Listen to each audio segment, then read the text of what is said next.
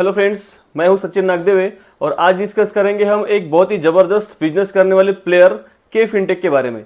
तो इसके कुछ पॉजिटिव पॉइंट्स भी है और कुछ नेगेटिव पॉइंट्स भी आते हैं, जैसे कार्वी ग्रुप से लेकर काफ़ी लोग सोचते हैं, तो उसके बारे में तो अपन आगे डिस्कस कर ही लेंगे। तो ये कैसे बिजनेस करता है, कौन सा बिजनेस करता है और फ्यूचर में इसकी ग्रोथ कैसी रहेगी और ये कब तक ग्रो करते रहेगा, और अगर इन्वेस्ट किया तो कितना रिटर्न्स बना के दे सकता है। तो इन सब के बारे में अपन डिस्कस करेंगे इस वीडियो में। और इससे रिलेटेड एक कमेंट्स भी आया है, वो आप देख सकते हैं। देखिए, डाइवर्सिफिकेशन बहुत इंपॉर्टेंट है मार्केट में, लेकिन आपको एक ही कंपनी में लगाना है तो आपका बहुत ही तगड़ा कन्विक्शंस होगा, तभी आप ऐसा करना चाहते हैं। मतलब किसी भी कंपनी की बात कर लो, तो इनके पास 1 लाख रुपए है और ये एक ही कंपनी में लगाना चाहते हैं। देखिए, मैं कुछ रिकमेंड तो कर नहीं सकता, लेकिन हाँ, इनके जगह पे मैं होता तो क्या करता वो अपन आगे डिस्कस कर लेंगे। और सिर्फ के फिनटेक में ही इन्वेस्ट करके 1 लाख रुपए इन्वेस्ट करके 3 से 4 करोड़ बन सकते हैं या नहीं, और बन सकते हैं तो कितने साल में बन सकते हैं, कितना % का रिटर्न चाहिए होगा, इसके बारे में अपन एंड में डिस्कस कर लेंगे। तो बने रहिए। इसके पहले की वीडियो की बात करूं तो 10 स्टॉक्स को डिस्कस किया है हमने जो 10 साल तक अच्छी ग्रोथ दिखा सकते हैं। वो इस वीडियो में डिस्कस किया है, आप चाहे तो इसको चेकआउट कर सकते हैं और काफ़ी कुछ सीखने को मिलेगा आपको इस वीडियो से। उसके पहले CDSL को डिस्कस किया है। काफ़ी लोग बोलते हैं कि CDSL काफ़ी रिटर्न्स दे चुका है, तो इसके आगे भी अगर उसमें इन्वेस्ट किया तो 10 गुना पैसा बन सकता है या नहीं, उसमें इतना पोटेंशियल है क्या, तो उसके बारे में भी हमने डिस्कस किया है। आप चाहे तो इस CDSL वाले वीडियो को भी चेकआउट कर सकते हैं। और हमने डिटेल एनालिसिस भी किया है प्रीमियर एनर्जी के स्टॉक्स का। तो प्रीमियर एनर्जी फ्यूचरिस्टिक बिजनेस में कितना पोटेंशियल दिखा सकता है, वो भी डिस्कस किया हमने इस वीडियो में, तो आप चाहे तो इसको भी चेकआउट कर सकते हैं। तो के फिनटेक की बात करते हैं तो सबसे पहले तो ये समझ लो कि के फिनटेक एक लगभग डेट फ्री ही कंपनी है और हाई मार्जिन पे काम करती है। मतलब इसका एवरेज जो ओपीएम है वो 40% के भी ऊपर है। 40% का ओपीएम मतलब काफ़ी अच्छी बात है। और 94% का इसका कंपाउंडेड प्रॉफिट ग्रोथ है 5 साल का। तो के फिनटेक करती क्या है, तो ये एक रजिस्ट्रार और ट्रांसफर एजेंट है। Leading technology driven financial service platform है जो सर्विस और सॉल्यूशन प्रोवाइड करती है एसेट मैनेजर और कारपोरेट इश्योर को। और शॉर्ट में बोलूँ तो ये म्यूचुअल फंड के ऑपरेशंस को मैनेज करती है। म्यूचुअल फंड के रजिस्ट्रार का, सर्विस का और ट्रांसफ़र का काम करती है। और भी सिंपल करके बताऊँ तो समझ लो आपने कोई म्यूचुअल फंड खरीदा या कोई म्यूचुअल फंड बेचा, तो उसके रिकॉर्ड को और उसके ट्रांजेक्शन्स को ये लोग मतलब के फिनटेक मेंटेन करते हैं। तो जब भी कोई नया म्यूचुअल फंड आता है जिसको हम लोग NFO बोलते हैं, तो उसके अलॉटमेंट, प्रोसेसिंग और डिस्पैचिंग जो है वो रजिस्ट्रार एंड ट्रांसफ़र एजेंट करते हैं। ये काम आपको छोटा लग रहा होगा, लेकिन ऐसा नहीं है और इसमें पैसा बहुत है। और इम्पोर्टेंट बात यह है कि इसमें जो एक्टिव प्लेयर्स है वो बहुत ही कम है। और के फिनटेक के अलावा इसमें एक ही बड़ा प्लेयर है जिसका नाम है कैम्स।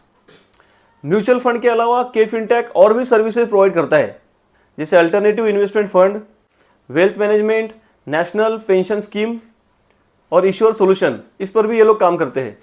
लेकिन हाँ, इसका जो ज़्यादातर रेवेन्यू आता है वो म्यूचुअल फंड से ही आता है। इसके अलावा ये लोग कंपनीज के IPOs भी लेकर जाते हैं। और IPO के बाद भी जो काम रहता है, जैसे share transfer, dematerialization, rematerialization, dividend declare, buyback, इनका भी ये मैनेजमेंट करते हैं। तो आप ही सोचो ऐसी बिजनेस की जो ग्रोथ है वो कहाँ तक रहेगी और कैसी रहेगी, क्योंकि म्यूचुअल फंड की जो अवेयरनेस है, म्यूचुअल फंड की जो लिटरेसी है वो कितनी है इंडिया में, और आने वाले दिनों में ये लिटरेसी कितनी बढ़ सकती है फ्यूचर में। तो इन सारे चीज़ों का सोच विचार करके इसका फ्यूचर ग्रोथ जो है वो कैसा रहेगा, उसका प्रेडिक्शन आप लोग कर सकते हैं। तो इसका बिजनेस कैसा है, बिजनेस कौन सा है और फ्यूचर ग्रोथ कैसी रह सकती है, इसका आंसर तो लगभग मिल ही गया है। इंडिया में 46 AMCs है, उसमें से 25 AMCs को सर्विस प्रोवाइड करता है के फिनटेक। और जो नए AMCs लॉन्च हो रहे हैं या फिर हो गए हैं, उनमें से मैक्सिमम AMCs ने के फिनटेक की सर्विस ली है। मार्केट लीडरशिप और शेयर की बात में करूँ तो ये इंडियन म्यूचुअल फंड के लिए लार्जेस्ट इन्वेस्टर सॉल्यूशन प्रोवाइडर है। और इसका ओवरऑल मार्केट जो शेयर है वो 46% के भी ऊपर है। इसके पैन इंडिया प्रेजेंस की बात करें, नेटवर्क की बात करें, तो 182 सर्विस सेंटर है। और इंटरनेशनल प्रेजेंस में देखें तो 54 क्लाइंट्स है। कंपनी का प्रेजेंस 10 कंट्रीज़ में है और मलेशिया और मिडिल ईस्ट कंट्रीज़ के साथ भी इन्होंने कॉन्ट्रैक्ट किया है। अभी इसके रेवेन्यूज़ देखते हैं तो domestic mutual fund investor solution से 68% का रेवेन्यू आता है, इश्योर सॉल्यूशन से 15% का रेवेन्यू आता है, इंटरनेशनल और अदर इन्वेस्टर सॉल्यूशन से 10% का रेवेन्यू आता है, ग्लोबल बिजनेस सर्विस से 7%। और इसकी जो टॉप 5 कस्टमर है वो 53% का रेवेन्यू कंट्रीब्यूट करते हैं। इसके एक्सपांशन की बात करें तो के फिनटेक ने अक्टूबर 2022 में एप्लीकेशन फाइल किया है with NSDL depository participant license के लिए, और अकाउंट एग्रीगेटर लाइसेंस के लिए भी एप्लीकेशन किया है आरबीआई को के फिनटेक ने 2022 में ही। तो बिजनेस वाइज, ग्रोथ वाइज और फ्यूचर वाइज कंपनी तो अच्छी है, लेकिन मेरा कोई रिकमेंडेशन नहीं है। This video is only for educational purpose. I am not SEBI registered, so don't take it as investment advice. Kindly consult your financial advisor before investing. और अगर आप चैनल पे नए हैं और आपको वीडियो पसंद आ रहा है तो चैनल को सब्सक्राइब जरूर कीजिएगा। तो इसका जो रिस्क फैक्टर, जो नेगेटिव पॉइंट लोग सोचते हैं कार्वी के बारे में, थोड़ा उसके बारे में डिस्कस कर लेते हैं। तो इसके बारे में एक स्टेटमेंट आप देख लीजिए जो इसके सीईओ ने दिया था आईपीओ लॉन्च करते वक्त, कि कंपनी कार्वी ब्रोकिंग से पूरी तरह से अलग हो चुकी है, ऐसा सीईओ ने बोला है। तो कार्वी का स्कैंडल और कई सारी बातें हुई है जिससे उनका ट्रैक रिकॉर्ड खराब हुआ है। तो उन ग्रुप के प्रमोटर्स के ऊपर सेबी ने और काफ़ी अदर एंटिटीज़ ने भी एक्शन ली है। लेकिन सबसे सुकून वाली बात मुझे ये लगती है कि इस कंपनी में कार्वी ग्रुप का जो स्टेक है वो बहुत ही कम है, और जो मेजॉरिटी स्टेक है वो जनरल अटलांटिक होल्ड करता है। और ऑनगोइंग जो इन्वेस्टिगेशन है वो भी देख लेते हैं जो ईडी द्वारा किया जा रहा है। तो ईडी ने फ्रीजिंग ऑर्डर इशू किया है, ये आप पॉज करके देख सकते हैं कि पुराने इन्वेस्टर्स के जो स्टेक्स है वो ब्लॉक है, जो वो बेच नहीं सकते। तो कार्वी का जो फैक्टर कंसिडर कर रहे हैं उनको तो ये बातें क्लियर हो गई होंगी अब तक। तो अभी फिर से के फिनटेक के बिजनेस ग्रोथ की तरफ आते हैं कि इसकी ग्रोथ कैसी रहेगी। तो एक बात तो श्योर है कि के फिनटेक ऐसे बिजनेस में है जो काफ़ी अच्छे से ग्रो कर रहा है और आने वाले दिनों में भी अच्छे से ग्रो कर सकता है। और इंडिया में म्यूचुअल फंड का जो पार्टिसिपेशन है लोगों का, वो आप गूगल करके देख सकते हैं कि कितना पार्टिसिपेशन है, या फिर 5 साल पहले कितना पार्टिसिपेशन था, या 10 साल पहले कितना पार्टिसिपेशन था म्यूचुअल फंड में। इससे आप गेस कर सकते हैं कि आने वाले 5 या 10 सालों में कितना पार्टिसिपेशन रहेगा इंडिया के लोगों का म्यूचुअल फंड में। तो जैसे जैसे इसका पार्टिसिपेशन बढ़ेगा लोगों का, वैसा इस कंपनी को डायरेक्टली फायदा होगा के फिनटेक को। अभी देखते हैं ये कितना ग्रो कर सकता है। तो इसका जो मार्केट कैप है वो भी 17,400 करोड़ के आसपास का है। तो मार्केट कैप मल्टीप्लाई होने का पूरा स्कोप है अगर इसके अर्निंग्स मल्टीप्लाई होते हैं तो, और इसके अर्निंग्स बढ़ सकते हैं क्योंकि बिजनेस अच्छा है। इसका आरओई 24% के ऊपर है और आरओसी ही 30% के भी ऊपर है, मतलब दोनों ही काफ़ी अच्छे हैं, बढ़िया है। कंपनी ऑलमोस्ट डेट फ्री है, लेकिन ये अपने बुक वैल्यू के 15 टाइम्स पे ट्रेड कर रही है। तो इसके वैल्यूएशन के बारे में सोचना पड़ेगा। जो एंट्री के बारे में सोच रहे हैं उनके लिए बता रहा हूँ। तो इसका पी भी अभी 64 का है, और इसका जो मीडियन पी है 3 साल का और 5 साल का वो 39 का है। तो इसका पी तो अभी प्रीमियम पे ही है, लेकिन आने वाले क्वार्टर्स में अगर ये अच्छी अर्निंग्स दिखाती है, अच्छे अर्निंग्स लाती है, तो इसका पी कम हो जाएगा, मतलब ये थोड़े और सस्ते वैल्यूएशन पे मिल सकता है।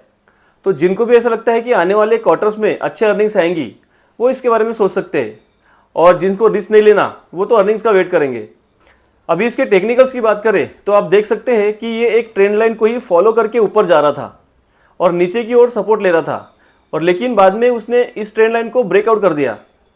तो इसने जिस ट्रेंड लाइन को ब्रेकआउट कर दिया है रेजिस्टेंस को, वही अभी इसकी सपोर्ट बन गई है जो पहले रेजिस्टेंस थी।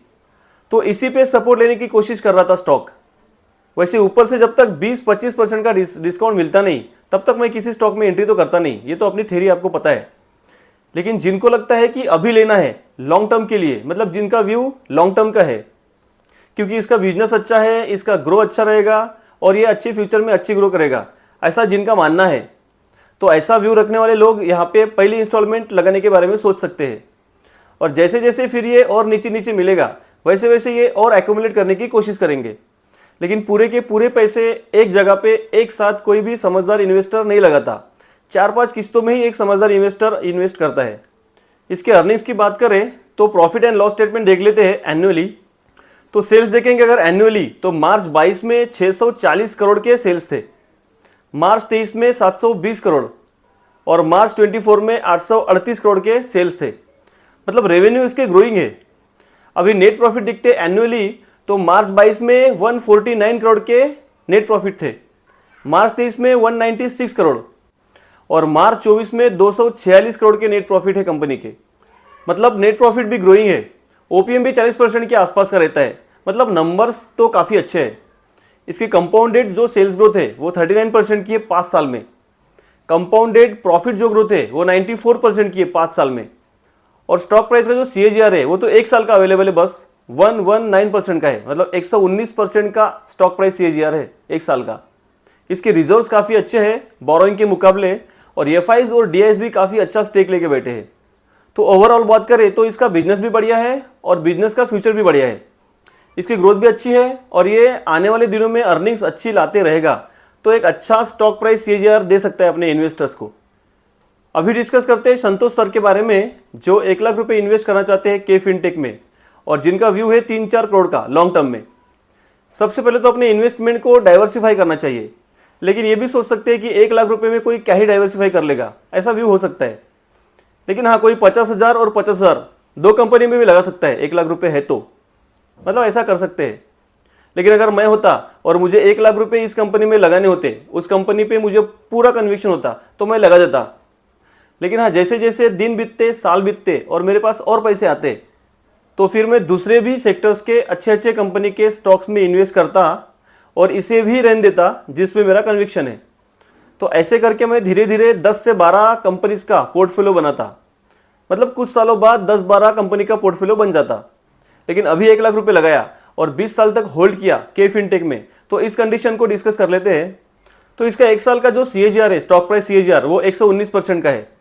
तो इसने लॉन्ग रन में अपने ओपीएम को मेंटेन किया, रेवेन्यूज को बढ़ाया, प्रॉफिट को बढ़ाया और प्रॉफिट को ग्रो करते रहा, तो 35-40% का सीएजीआर दे सकता है। ऐसा अपन थेरोटिकली सोच सकते हैं, मतलब थेरोटिकली सोच रहे हैं। तो 1 लाख रुपए इन्वेस्ट किया और 35% का सीएजीआर कंसिडर किया और 20 साल तक होल्ड किया, तो उसकी वैल्यू बनती है 4 करोड़ रुपीज़, मतलब 4 करोड़ की वेल्थ बन सकती है। लेकिन 35% सीएजीआर, 1 लाख रुपए इन्वेस्टमेंट और 20 साल का 1 लाख रुपए इन्वेस्टेड रखने का पेशेंस, और इस दौरान कई मार्केट फॉल्स आएंगे, मतलब स्टॉक 40 से 50% गिर भी सकता है। और सबसे ज़रूरी बात, कंपनी को जो अपने अर्निंग्स है वो लगातार अच्छी लाते रहना पड़ेगा। लेकिन ये थेरोटिकल व्यू था जो अपन ने लमसम कैलकुलेटर पे डिस्कस किया है। प्रैक्टिकली ये पूरा करने के लिए अर्निंग्स और सिर्फ अच्छी अर्निंग्स ही चाहिए। लेकिन ये मेरा व्यू है, मैं सेबी रजिस्टर्ड नहीं हूँ। आप अपनी स्टडी कीजिए, अपना एनालिसिस कीजिए और फिर कोई डिसीजन लीजिए। मेरे कहने पे कोई भी डिसीजन ना ले। ये वीडियो एक एजुकेशनल पर्पस के लिए है। हमने जो फैक्ट्स थे उसको डिस्कस किया है, सो मेरा कोई रिकमेंडेशन नहीं है। Don't take it as a investment advice. Kindly consult your financial advisor before investing. तो अगर आपको इस वीडियो से कुछ नॉलेज मिला, कुछ इन्फॉर्मेशन मिली, और अगर आप चैनल पे नए हैं तो इसको सब्सक्राइब जरूर कीजिएगा, और वीडियो पसंद आया तो लाइक कीजिए, शेयर कीजिए और कमेंट्स भी कीजिए। तो मिलते हैं किसी नए वीडियो में, तब तक के लिए बाय बाय।